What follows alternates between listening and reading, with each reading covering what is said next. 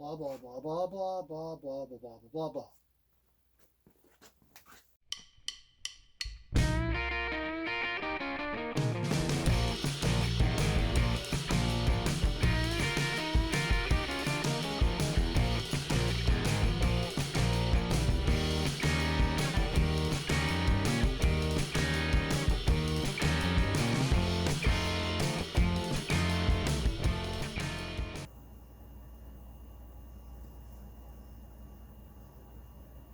Hello, and welcome back to WIWTS UP.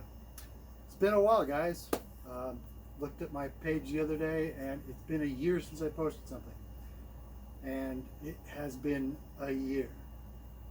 So, the project hasn't stopped working entirely. Still getting little bits here, done, and there, and acquiring stuff for it. But well, let's go back a ways. About March of 2020, got a mysterious flu, which we probably all know now as COVID. Wasn't diagnosed, but the symptoms all matched, and drug on forever. You couldn't get a doctor's appointment pretty much unless you were dying. So I just basically stayed at home for several weeks, and I got better, went back to work. About 4 weeks later, we do a physical at work every year, and I got called in and they said, "Hey, you're really anemic. You should have your doctor look at that."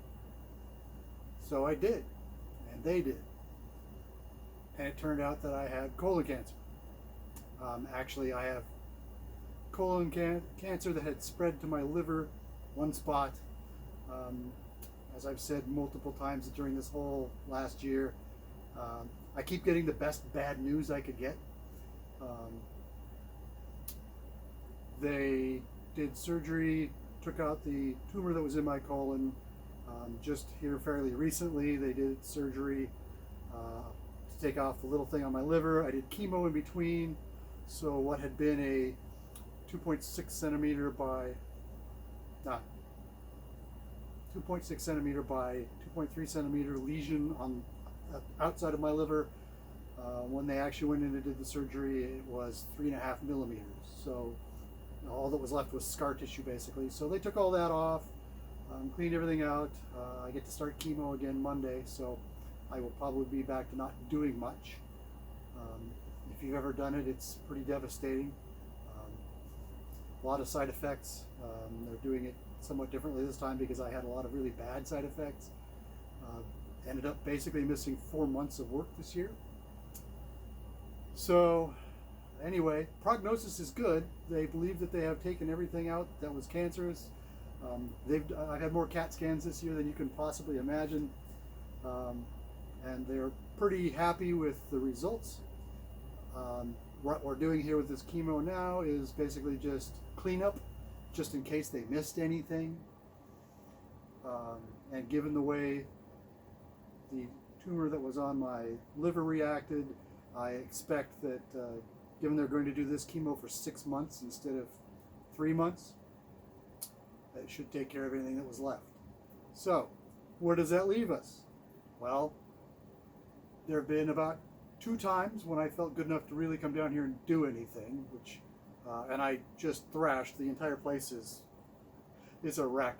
I've cleaned it up and it's still a wreck.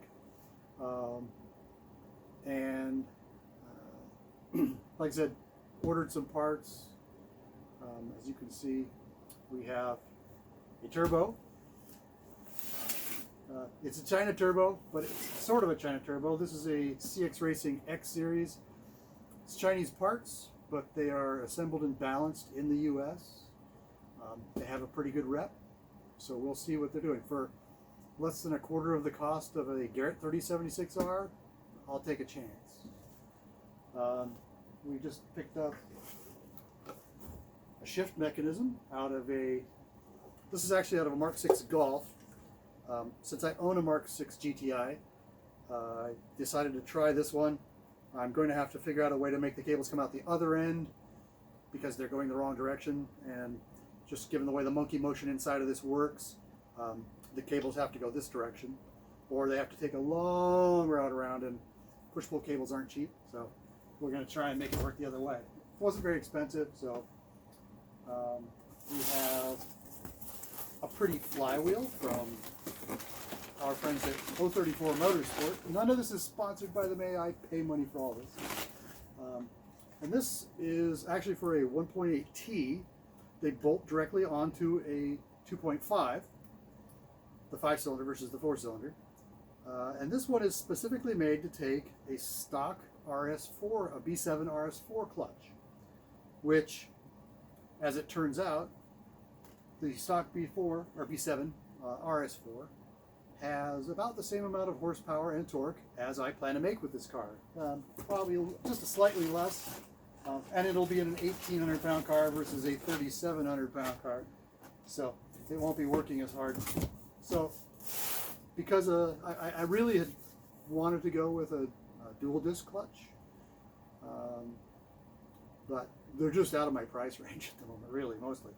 This was $399, I think, and it's for a 16-year-old car, and 034 didn't have very many of them left, and they're fairly well known for abandoning the old cars when they get less popular. So I figured I'd better get one while the getting was good, and if nothing else, I can just put in a dual disc later. So what else have we got? My friend Mike Hinton over at Boost Brothers Garage has kindly sold me some pieces here for the engine. The rear water neck, very pretty piece. The rear water necks on the stock 07K are plastic. They are known to get brittle and break when they get old, and so I'm striking while that iron's hot. This is an adapter so that you can put a 1.8T front water neck on. The stock water neck is also plastic on the front, and it points off in a really odd direction that isn't really useful for what I'm doing. Let's see, that is just plastic. And then we have this lovely piece, which is an oil filter adapter. Actually, it goes on the motor this direction. The stock one, again, uses a whole bunch of plastic bits. It's a canister style filter rather than a spin-on. This allows you to spin on either an adapter or a filter. You have a breather, and you can tap, this is where your oil cylinder goes, and you can also tap into this for a water line, because on the original stuff, it has a, they call it an oil cooler. It's really an oil heater. It's for emissions purposes primarily, and what it does is it causes the oil temp, or the water temp causes the oil to warm up faster, causes the car to warm up faster, so you have less emissions. Unfortunately, when they are used hard, they're less effective. You don't get much delta T out of it, and they tend to spring leaks, quite honestly. So this is just going to get a separate oil cooler, and I can use the water to run into the turbo, because this is water and oil, so that'd be good. This is all the stuff for the Beetle project. And we have some stuff for my van. What we got here? This is my heater fan decided to stay on all the time, including when the key was off. It's apparently a known problem with these General Motors vans from the early 2000s. And given that mine has 296,700 miles on it, it's probably earned one, but it's basically just the resistor pack that goes bad. There's a relay in it that gets stuck. Got new O2 sensors, and this is a gasket. So General Motors V6s and V8s from that time period had this really weird poppet style injection, and when they get old they tend to stay on, and mine has done it a couple of times where it doesn't want to start, and it smells like gas, and it's just a pain in the butt. So they make an update kit that uses actual electrically triggered injectors. I have one of those on the way. It hasn't gotten here yet. This is the gasket set for the upper intake manifold plenum. Let's see, what else have we gotten here recently? My Dremel died, so I had to buy a new one. We'll see how this works. Let's see. Oh, I can roll this back. Hang on one moment.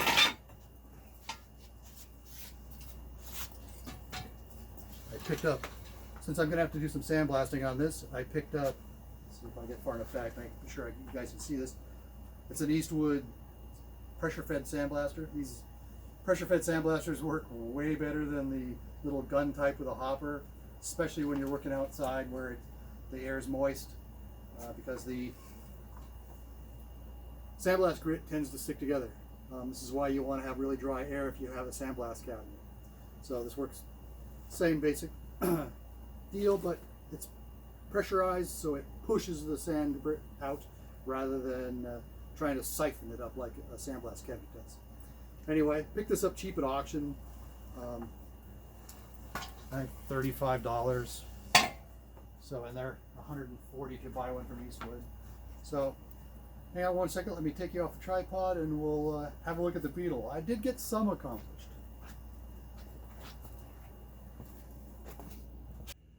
Okay, so as you can see, it is now on the build table, which is now finished. Got that all put together last summer. This box is some Miata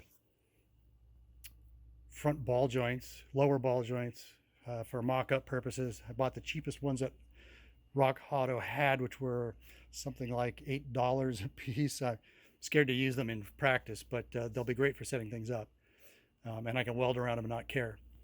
So what I'll probably end up doing is just stealing the boots and the nuts and hardware off of them and throwing the rest of the way, or keeping them around for a spare.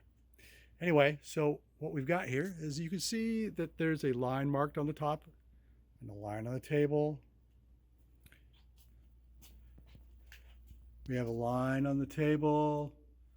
Okay, so this is a center line, and the car is lined up with that. Now you can see the lower chassis in here. It's just kind of sitting in there at the moment. It's not bolted in. You can see where I cut out the sides of the car. I wanted the roll cage out as far as I could get it, so it cuts into that heater channel a little bit. The body's no longer structural on this. I did have to put a little bar in here because when I cut out the centerpiece, so you can see all of this is cut out now. When I cut that out, it sprung together about a 1/4 inch. I was kind of surprised. So I pushed it back out and tacked that in. Let's walk around a little bit. Here you can see where I've got my center line marked on the car and the table. And basically what I do is I just take a carpenter's square and set it up against the line and set it up against the line on the car. Works really well. It's super simple. So you can keep the car put together or put where it needs to be on the table. Not really much to see here. I'll try and throw a couple of pictures in. You can see here I have a bunch of tape here and a fender that fell off of the car while I had surgery. Nobody heard it, but it was on the floor when I came down here next. Anyway, what else is new? Let's see. Let's take a walk around. As I said, it's very dirty. Oh, so this little rig here, it's another pressure pot sandblaster, but it's specifically for crushed walnut. My GTI has a direct injected turbocharged engine, and they are notorious for carbon buildup on the intake valves because they don't get any fluid gasoline past the valves. It all goes directly into the combustion chamber. They carbon up. So this setup is, there's another little rig. There's a piece in here for that goes up against the intake port. So you basically pull the intake manifold, make sure the valves are closed, and sandblast away all the carbon. This is kind of the preferred method to do it. Probably a little scraping will be involved as well. Let's see. I got some new pieces to upgrade my 3D printer to the latest version. And I finished printing this out finally. Let's see. You can see. Anyway, I'll just set these here and we'll just stand back and take a look.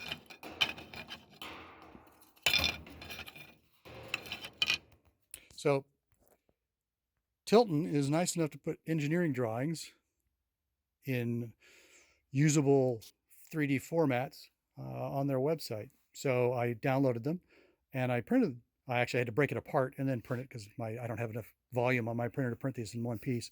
And I actually had to print it at 97%. So the base is 100%. The pedals are 97% as tall as they would be otherwise, which is height isn't a problem in that car. So, but anyway, that allows me to prototype in where I'm putting the pedals. And I actually also have the master cylinder drawings as well. I just haven't gotten around to printing those yet. I have to clean out the nozzle on that, install or print all the stuff for this, and put that back together. Let's see, what is I got a little desk table, another thing at auction. It's salvage freight was damaged. You can see that this piece is not quite square. A little bit of pressing on that and it'll be fine. And it was $5. Just to give you an idea, those are $1,400 from Granger, and that's who sells that particular one. I picked up a little vise at auction, real cheap, so I'm going to restore that and put it on the bench here. Not really much else new back here.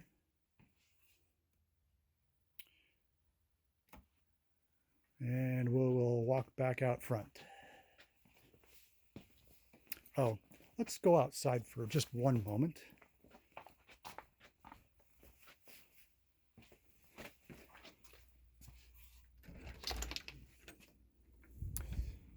So you'll note that my cover that was over here is now gone.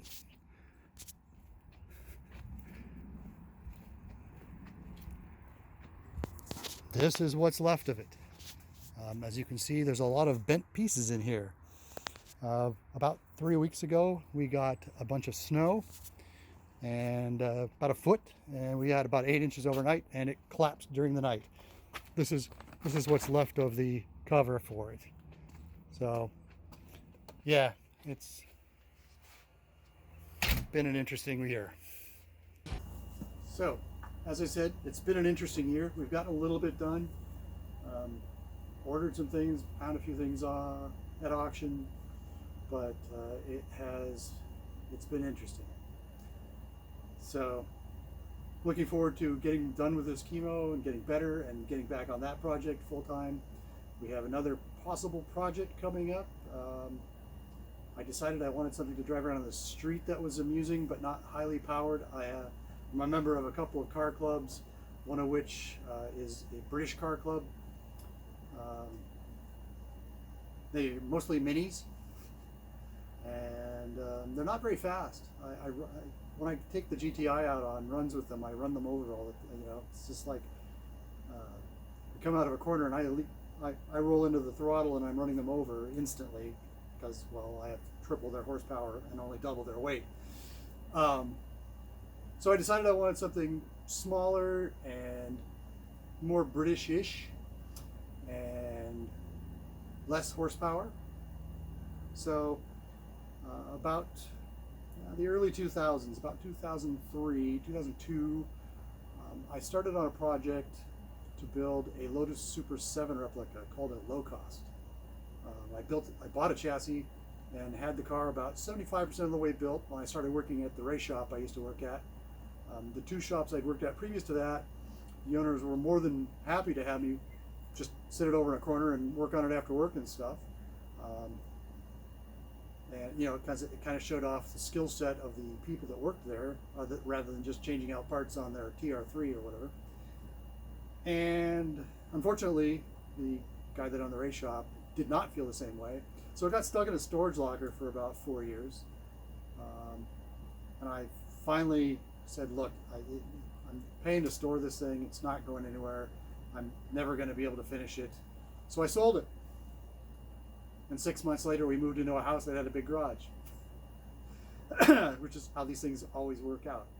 In any case, my plan at this point is to build another one, kind of semi-concurrently with this, depends on what I run into. as far as, you know, if I can take over somebody's project, because these things get started a lot and then don't get finished. And I actually have one that I have my eye on right at the moment that's all Miata drivetrain, so it's independent suspension, front, rear, you know, not a lot of horsepower. It's a 94 Miata 1.8, so it's 128 Wayland horsepower. You know, with some tuning, you can get it a little better than that. You know, it's not highly powered. It is in a car that weighs, low costs typically are 11 to 1,300 pounds, depending on how you do them. They're a little heavier and a little larger than an original Lotus Super 7. They're about the same size as what Caterham calls their large chassis. They used to call it an SV, and they're almost identical sized. So they're, in any case, it'll be something fun that I could drive around on nice days with the car club and not run them over and not look out of place, because to the untrained eye, it just looks like a Lotus 7. So it will be fun. And what it will require, though, is for me to get a little farther with this, get that lower chassis bolted up, and then I can put it back outside. Once I get another new cover, I can put it back outside and start building roll cage, because, as we know, I don't weld inside, because, as you can see, there's too many things that are flammable. Anyway, I don't MIG weld inside, which is how I'm going to tack everything. In any case, that's kind of where that's at. And sorry it took so long to get something up. As I said, it's been an interesting year, and if anything could go wrong, it sort of did. But to quote Monty Python, I'm not dead yet. So that's where we are. Thank you for tuning in, and I will hopefully see you a lot sooner than a year from now. Thanks.